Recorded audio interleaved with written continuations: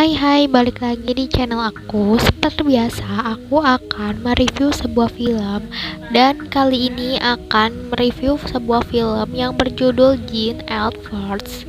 Sebelum aku lanjut, buat kalian yang nonton video ini, jangan lupa like, comment, and subscribe. Karena subscribe itu gratis.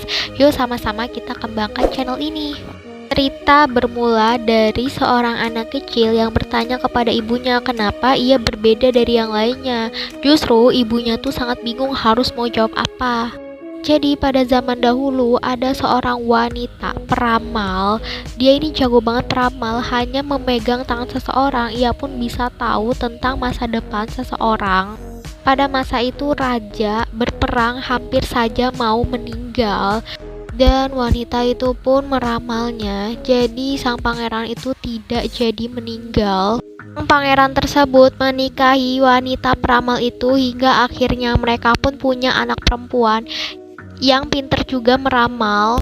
Jadi emang ilmu ramalan itu emang sudah turun-menurun. Pada saat itu wilayah kerajaan itu mengalami kehancuran. Wanita peramal itu pun pergi dari kerajaan dan segera untuk keliling dunia. Hingga akhirnya menghasilkan turun-temurun peramal. Ada seorang wanita peramal juga, kemudian ia pun ditolong sama seorang tentara.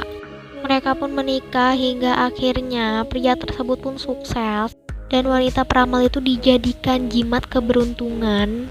Kita kembali ke alur ke depan. Jadi ada seorang wanita bernama Selby. Dia pun gak pernah keluar rumah sama sekali. Dia pun sangat suka banget baca buku tentang ikan sampai dia pun bosen.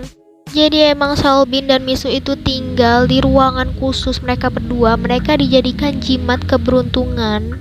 Aku juga bertanya kepada ibunya, siapakah pangeran aku?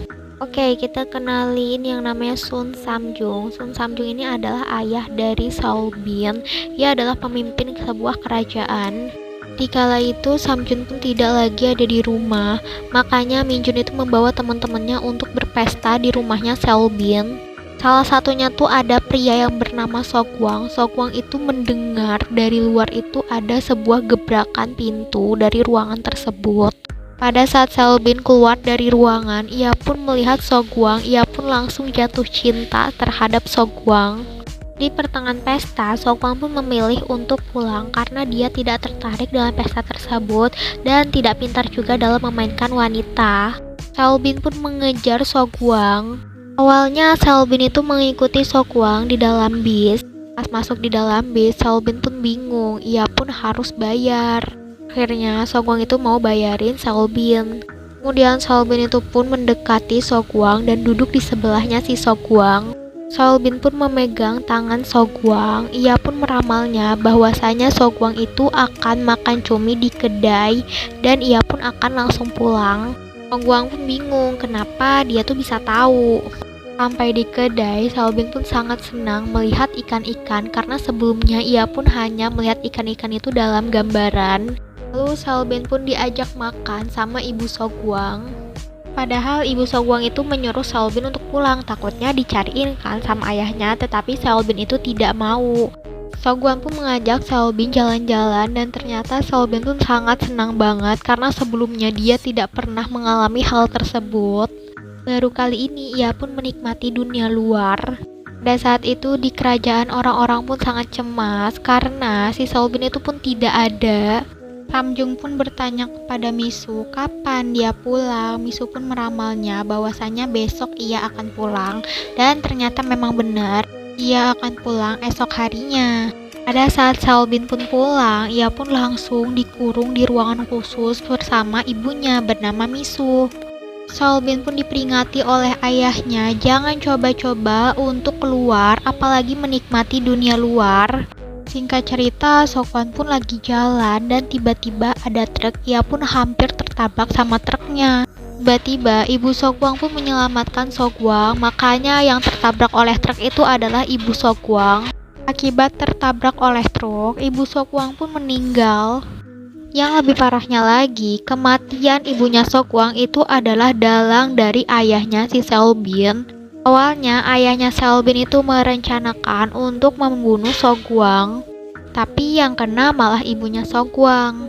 Ibu Sogwang pun akhirnya sudah dikremasi. Sogwang pun berdiri di sebuah perahu untuk menaburkan abu sang ibunya. Dari belakang Sogwang pun ditusuk oleh seseorang. Dan ternyata ini adalah ulahnya si ayahnya Selbin. Dikiranya sama orang-orang kalau Sogwang itu pun meninggal akibat bunuh diri. Ketika mendengar kabar kematiannya Sogwang, Selbin pun merasa sedih dan ia percaya bahwasanya Sogwang itu pun masih hidup dan dia nggak percaya kalau Sogwang itu pun meninggal.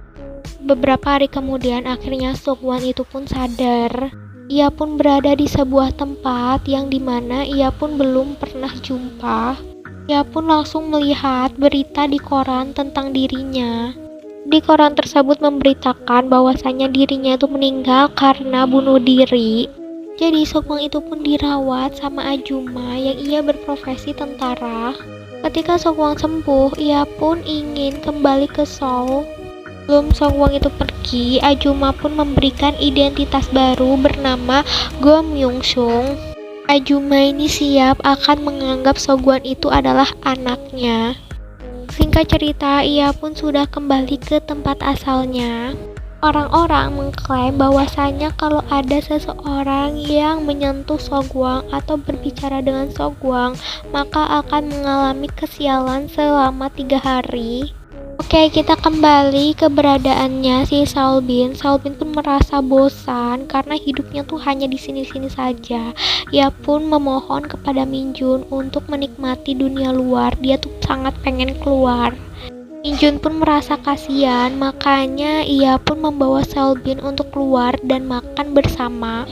Minjun itu pun bilang kepada Selbin, ia pun tidak seperti ayahnya Selbin. Minjun pun berjanji akan membawa Selbin ke dunia luar. Pada saat Minjun bertemu dengan kliennya, si Selbin itu melihat kalau ada Sogwang dan ia benar-benar yakin kalau Sogwang itu pun masih hidup. Dan ia pun segera menghampiri Sogwang. Dan apakah yang terjadi? Pasti kalian penasaran kan sama lanjutan ceritanya. Oh ya, BTW ini tuh masih episode 1. Oke, nanti aku bakal bikin yang episode 2. Jangan lupa